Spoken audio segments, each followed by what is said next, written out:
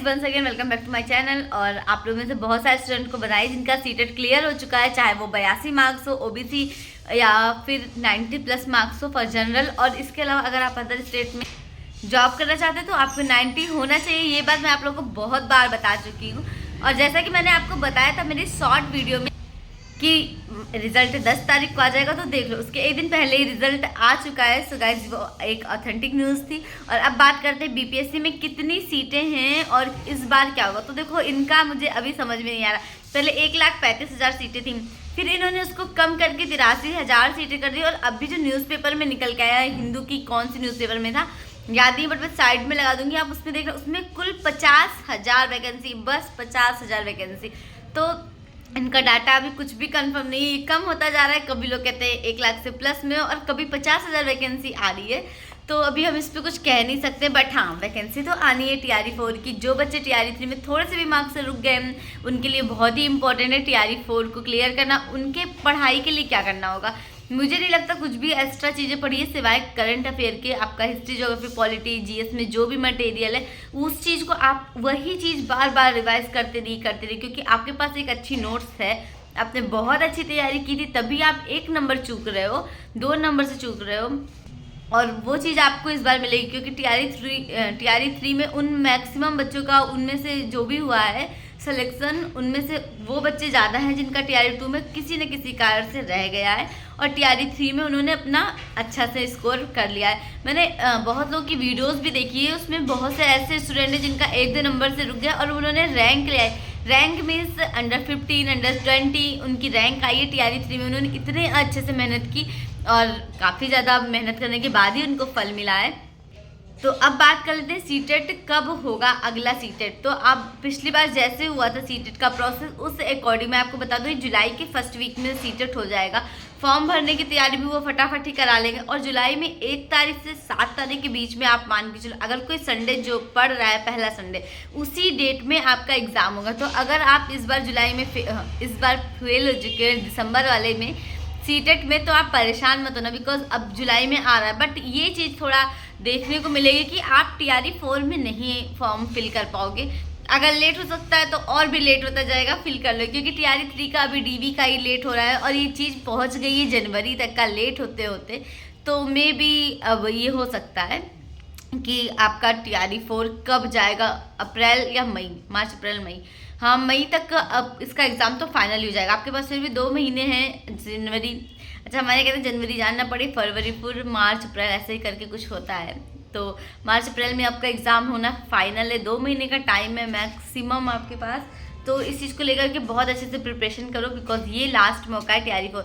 But अभी भी सुनने में आ रहा था, कल एक सर ने बोला था यूट्यूब पे कि TRE 5 भी आ सकता है। और TRE 5 आने का मतलब है TRE 4 और भी जल्दी कराएंगे, ताकि जब TRE 5 का ये नोटिफिकेशन दे उस टाइम इलेक्शन के आसपास ही रहे और वे पेपर करा ले या उसके बाद ज्वाइनिंग लेटर को लटका दें, कुछ ऐसा करें। बट TRE 4 आपका फाइनल करके रहेंगे इलेक्शन के पहले। और अभी सचिव जी ने भी बोला था कि TRE 4 के लिए सीटें ज़्यादा बच रही हैं और जो TRE 3 में 21,000 सीटें बच रही हैं उस पर सप्लीमेंट्री रिजल्ट के बारे में बात करें तो स्टूडेंट्स काफ़ी ज़्यादा धरना प्रदर्शन कर रहे हैं, बहुत ज़्यादा इस पर फोर्स कर रहे हैं।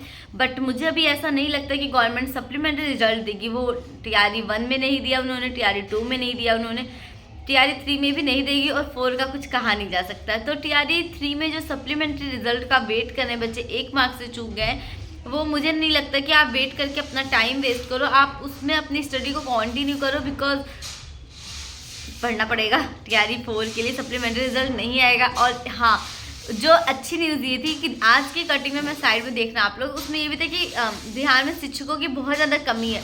क्योंकि जो TRE 1, 2, 3 में अगर प्राइमरी में आपका सिलेक्शन हो रहा है तो फिर जूनियर में भी हो रहा है, तो स्टूडेंट जो है वो प्राइमरी छोड़ के जूनियर में जाएंगे, बिकॉज सैलरी अच्छी है।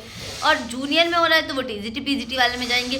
तो जो बच्चे अपना वहाँ छोड़ कर दूसरी जगह जा रहे हैं तो उस जगह पर एक ब्लैंक है उनकी जगह और वो खाली है, उसकी वैकेंसी उनको निकालनी है। इन सब चीज़ों को टोटल वो करेंगे। और देखो मुझे ऐसा लगता है कि 1 लाख से ज़्यादा जानी चाहिए वैकेंसी। न्यूज़पेपर में तो रोज़ कुछ ना कुछ चेंजेस होते रहते हैं और सबसे ज़्यादा कमी जिस टीचर की बताई जा रही है वो है साइंस, लाइक केमिस्ट्री, बायो, इन सब की टीचरों की ज़्यादा कमी है। तो आप लोग इसके अकॉर्डिंग भी अनुमान लगा सकते हैं कि वैकेंसी में कोई अब की बार जो सीटें आएगी वो किसके लिए ज़्यादा आएगी, क्योंकि जिस सीटों के लिए ज़्यादा लोग मतलब रिक्त है, जहाँ पर पद उसकी सीट आएगी, सिंपल सी बात है।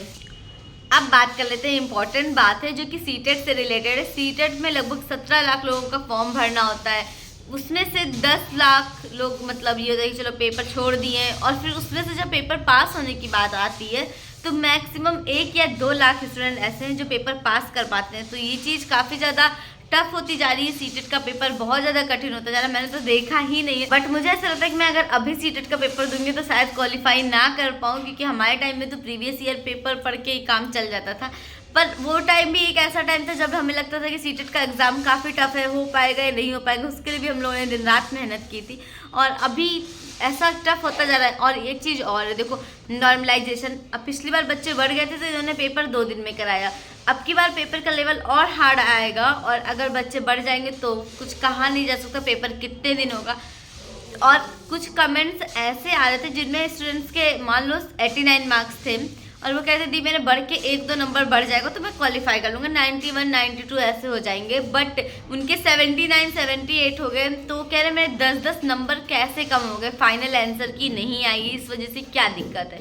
तो उन्हें मैं सिर्फ इतना कहना चाहूँगी कि दिक्कत की कोई बात नहीं, हो सकता है आप लोगों ने आंसर की सही से मैच न करी हो, क्योंकि ये एक इम्पॉर्टेंट रोल है इसमें कि आपने आंसर की कैसे मैच करी है।